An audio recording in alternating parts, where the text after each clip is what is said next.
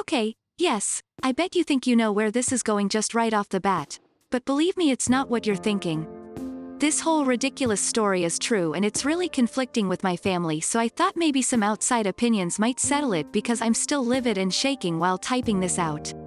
So I, 22F, was born when my parents were fresh out of high school. It didn't work out and they broke up pretty quickly after I was born. Around the time I was born, my dad lost his grandmother, who he was super close to, and had lost his dad about a year or two prior to that. So I was named a pretty old-fashioned but very unique name, Helena, after my great-grandmother, Jessie, which was my grandpa Jesse, and my mom's last name. Since my mom pretty much got sole custody, I only saw my dad every other summer and some of the holidays. He got married to this nice woman, Sarah. Now that I'm an adult, I visit him a lot more often, although it's hard to get there as much as I want because I live a state away. So anyway, he had 4 sons with Sarah and they've been waiting on a daughter for years. Everybody gave up and it became an ongoing joke. So I found out I was pregnant around the time that Sarah found out she was too. So I wanted my extended family to be included, so I decided to have a big baby shower, barbecue, so they can drive up to where I live and stay a few days. I've been trying hard to bond with my dad after all these years and I really wanted him close during this time, so I asked my mom if my stepmom and I could share the shower. She agreed since she was helping me set it up. So I asked about a gender or name for the baby so we could do a theme since I already know I'm having a boy. I hinted around that a name would be better so I could have a gift embroidered. My stepmother sends me a text with the name she's picked for her new daughter, Helena Jessie. As it turns out, my stepmother loves the name and said she went along with it at my dad's suggestion. I call my dad and he explains that he wants to keep those names in the family and that our names are going to be different because I have my mom's last name and this girl will have his. I tried to argue that it was already used by me and he couldn't steal my name. He wanted to use them again. I literally lost it on him and told him that until they change the name, they can't come to the shower. My stepmother's really upset because she had been really excited for the shower and because she didn't have money to plan her own. And my dad's mad about it too since he already took off work to come. My family's pretty split about it, but my mom's on my side. My uncle's been calling me in awe about getting mad at a name since his daughter's middle name is Helena and I wasn't bothered by that. But I feel like everyone's missing the point. Aita? Story 2. I live in an apartment and 3 months ago a new family moved into the apartment above me. They have a child that looks to be about 2 years old. The first weekend that they moved in, the woman came to my door, and I'm assuming to a few other people's doors as well, and introduced herself and her toddler. She also gave me a goodie bag of candies, which I thought was odd but kind. She explained that her toddler has a hard time adjusting to change and him getting used to his new room could cause some crying, and also mentioned he's quite clingy and will cry if she sets him down. She gave me her WhatsApp to contact her if he's being too loud. I thought this was considerate and thanked her. I heard some crying the first couple weeks and didn't mention it because of the adjustment period, but at a month in it was still happening. Her kid doesn't really cry at night anymore, but during the day I can hear his tantrums, and I work from home so it is bothersome. I ended up sending her messages that the crying was disturbing me on 4 different occasions, and each time she took him out for a couple hours but then returned and he would end up throwing more tantrums. I then made a complaint to the apartment manager and was told that they could only bring it to their attention that there was a complaint, but they couldn't evict based on a child throwing tantrums during the day.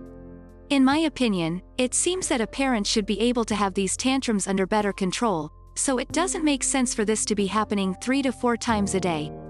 I started to wonder if she neglects him during the day, so I made a report to DCS, CPS, and another to the sheriff's office.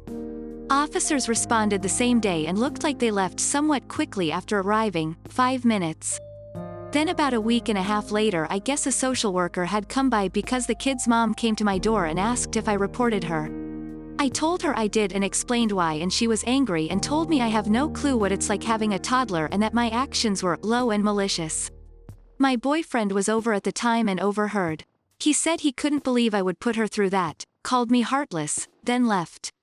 He then texted me later that night and broke up with me, saying he wanted nothing to do with someone who would try getting someone's child taken away over noise.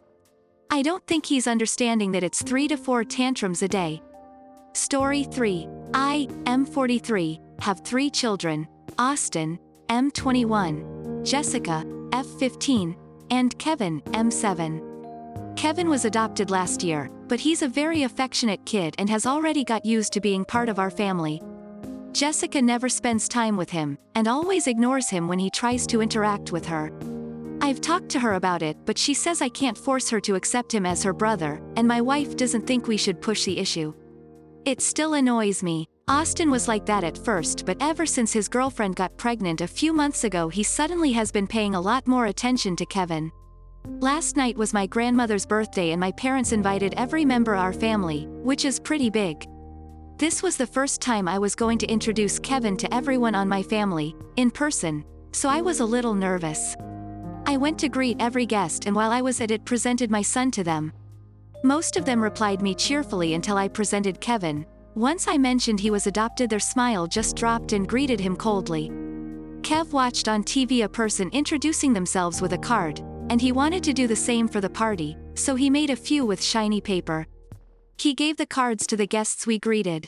After dinner we split and chatted with different guests, and I left Kev with Austin and my dill while I went outside to smoke. I don't like smoking in front of Kevin. When I tried to throw my cigarette in the trash can, inside the house, I identified one of my son's cards there, all rolled up. I got furious and went to where everyone were and asked who threw the paper there. Everyone shut up but nobody answered me. My mother told me to stop making a scene for a stupid card, and that just angered me more. I called my daughter and wife and told them to grab Kevin since we were going. I didn't want to spend more time with anyone there. My mother said I was an asshole for making a scene on my grandmother's birthday. On our way home my wife told me I should have asked them if they wanted to go instead of forcing them to do as I say, since my daughter wanted to stay and keep eating. Later I asked my son what happened after I left the place, but my son says him and Dill left shortly after cause they also think the card issue was heartless. My son says he would have made everyone show their card, but my Dill disagrees cause Kevin didn't realize what was happening and it's better that way. Aita for abandoning the party like that? ETA. Kevin doesn't know about what happened to the card. He and my Dill were in the backyard seeing my mother's garden. Gardening is her hobby, while it all happened. ETA 2. I told people he was adopted cause when I introduced him everyone kept asking me where did I get him, since my wife never got pregnant. I don't think I did anything wrong, saying you have an adopted child isn't something bad. ETA 3. The trash bin wasn't outside, it was in the kitchen. And there's no zone for smokers, I just went to the front door. Story 4. I, F35, have been with my husband, M37, for total of 3 years, got married months ago. I have a 16-year-old son from my former marriage. My son took his time to get used to being around my husband, understandable, but my husband would rush things and then claim my son is shutting him out or not giving him a chance.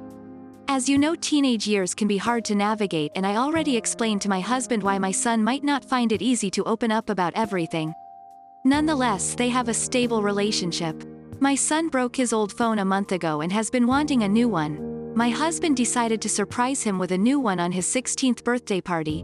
My son was overjoyed and so was I. However, that excitement got ruined once I found out that my husband had used his face as the only way to unlock the phone.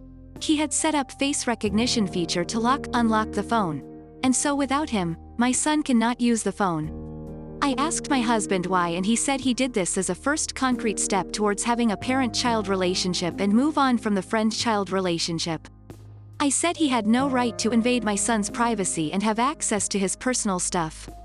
I returned the phone to him and he pitched a fit about how ungrateful I'm being because he just wants to strengthen his bond with my son and then accused me of treating him as less of a parent than he is. I thought we're both in this together. I told him he can keep the phone unless and until the face lock. His face lock is removed because this is ridiculous. He got more upset and claimed that he's doing his best, yet my son and I keep treating him poorly and get mad and oversensitive for no reason. He said I should go hear how other fathers treat their kids and realize my son is lucky to have him as his dad. I couldn't stand the yelling, so I went inside the kitchen. He kept saying I should encourage him and be on his side for wanting to ensure my son's okay, but in my opinion this isn't the way. Story 5. My sister, F36, and her husband suffered from infertility for a long time. Yesterday we found that she's expectant, which was amazing, We were all happy for her because we know how much this meant to her and her husband. They've been through so much heartbreak and disappointment in the past. She decided to gather the family and make the announcement at my parents' house. My BF and I were invited too. We didn't know about it right away till post-dinner when my sister got up from her seat, held her husband's hand and made the announcement. We, the women, all got up to congratulate her. Once we sat down, my BF seemed puzzled. He tried to talk to my sister for a bit, then asked her to tell him how old she was again. My sister hesitantly said, 36. He made a face and said, wow, didn't know women at this age can still be functional. When it comes to breeding, sudden silence took over. My sister looked down and then her husband lashed out at my BF asking WTF his problem was. My BF tried to mumble something, that's when I loudly told him, shut the fuck up, his name. He looked at me in shock and my family stared at him. He seemed very offended and mad. He quickly got up, took his keys and rushed out after saying, excuse me. My mom replied, excuse you. I apologized to my sister but she started crying. I was mad. I went home and had a fight with my boyfriend. He yelled about how I belittled him and insulted him in front of family by telling him to stfu. I told him what he did was not okay and it ruined my sister's long-awaited announcement. He said he was giving facts, not personal opinions. I told I did the same then. He got more agitated and said I owe him a huge apology after I insulted him publicly. I replied that he should have held his tongue, facts or not.